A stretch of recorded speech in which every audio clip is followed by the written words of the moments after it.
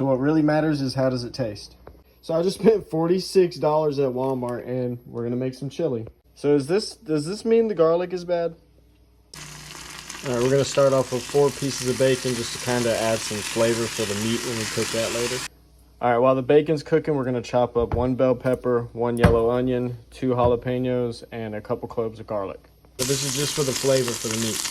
Once your bacon's done, let's go ahead and get that off the pan. Put it on a paper towel, we'll use that for later. All right, we're gonna go with a pound of ground chuck beef, and then a pound of ground sirloin beef. I know I could be heating this up faster, but I don't want the smoke to mess up the camera, and I don't have a very good setup right now, so this is what we got. All right, while the meat's cooking, let's go ahead and get some seasoning. I'm getting 2 tablespoons of chicken bouillon, 1 tablespoon of ground cumin, 1 tablespoon of chili powder, a half a tablespoon of ground cinnamon, and 1 tablespoon of smoked paprika. All right, so at this point, you want to go ahead and add your jalapenos. You want to add your green bell pepper. Also want to go ahead and grab your yellow onion. You could also add red bell pepper. They just didn't have any at my Walmart, so we're not going to have any. Give that a nice stir. Once you can open the can of beans, go ahead and drain out the juice, and then what we want to do is strain these beans. Rinse them off before you put them in the chili. All right, at this point, go ahead and add your seasonings. All right, so I don't have garlic, but I'm gonna go ahead and add some garlic and herb seasoning just because. We're gonna throw in 3 tablespoons of brown sugar. Stir it up. We're also gonna be adding a little bit of liquid smoke, just a little bit. You already know we gotta add some black pepper. I go ahead and add 3 tablespoons of tomato paste.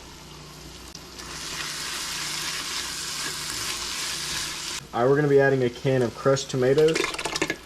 Bada bing, bada boom. Let's mix that up. All right, we're gonna add a can of tomato soup. Stir that up. All right, we're gonna be adding red kidney beans, and we're also gonna be adding black beans.